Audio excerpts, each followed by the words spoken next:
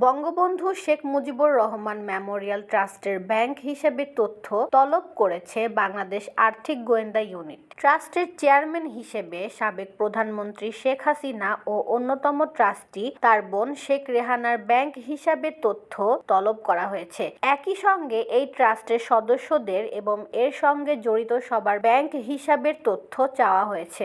9 December সোমবার বাংলাদেশ ব্যাংকের আর্থিক গোয়েন্দা সংস্থা বাংলাদেশ ফাইন্যান্সিয়াল ইন্টেলিজেন্স ইউনিট দেশের ব্যাংক ও আর্থিক প্রতিষ্ঠানের কাছে এ সংক্রান্ত নির্দেশনা পাঠিয়ে অ্যাকাউন্টের তথ্য তলব করেছে।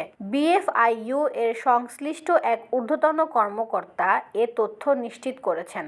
এ বিষয়ে বাংলাদেশ আর্থিক গোয়েন্দা ইউনিট থেকে সোমবার রাতে বাণিজ্যিক ব্যাংক ও ফাইন্যান্স কোম্পানিগুলোর প্রধান নির্বাহীদের কাছে চিঠি পাঠানো হয়েছে। চিঠিতে আগামী 5 কার্যদিবসের মধ্যে ওই ট্রাস্ট ও ব্যক্তিদের ব্যাংক হিসাবের লেনদেন ও স্থিতির তথ্য বিএফআইইউতে পাঠাতে নির্দেশ দেওয়া হয়েছে। চিঠিতে বলা হয়, জাতির জনক বঙ্গবন্ধু শেখ মুজিবুর রহমান মেমোরিয়াল ট্রাস্টের অ্যাকাউন্টে কোথা থেকে কিভাবে টাকা এসেছে তা জানাতে হবে। আবার সেই অর্থ পরবর্তী সময়ে কোথায় খরচ হয়েছে, নগদে উত্তোলন হয়েছে কিনা এসব বিস্তারিত তথ্য দিতে হবে।